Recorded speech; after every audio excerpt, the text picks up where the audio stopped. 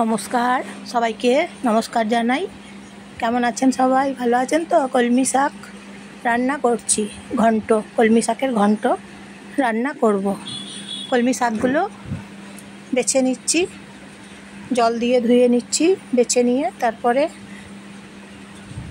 ছোট ছোট করে বুনিয়ে নিচ্ছি কলমি শাক। তারপরে কলমি শাকের রসুন দিচ্ছি, রসুন ছাড়িয়ে নিলাম, পেঁয়াজ ছাড়িয়ে নিয়েছি, পেঁয়াজ বুনিয়ে নিয়েছি ছোট করে, পেঁয়াজ কুচো করে নিয়েছি। তারপরে কড়াই গরম করে নিচ্ছি, ফোড়ন দিচ্ছি, কাঁচা লঙ্কা, শুকনো লঙ্কা, গোটা জিরে ফোড়ন দিচ্ছি, সর্ষের তেল দিচ্ছি,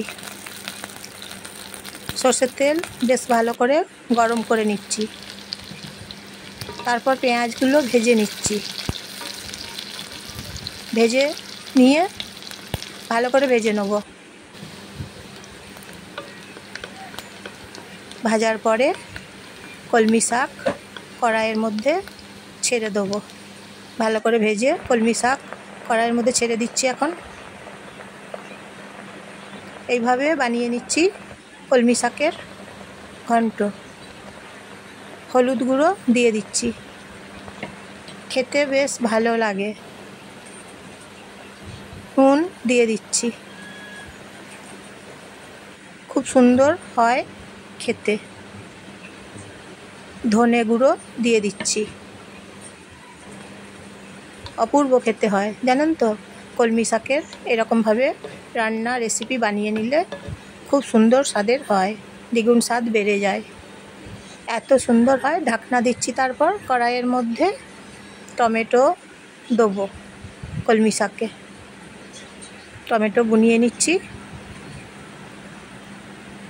কলমি শাকের কড়াইয়ের মধ্যে ছেড়ে দিচ্ছি। কলমি শাকের ঘন্ট রান্না করে নিচ্ছি, আঙুল চেটে খাবে সবাই এইভাবে বানিয়ে নিলে।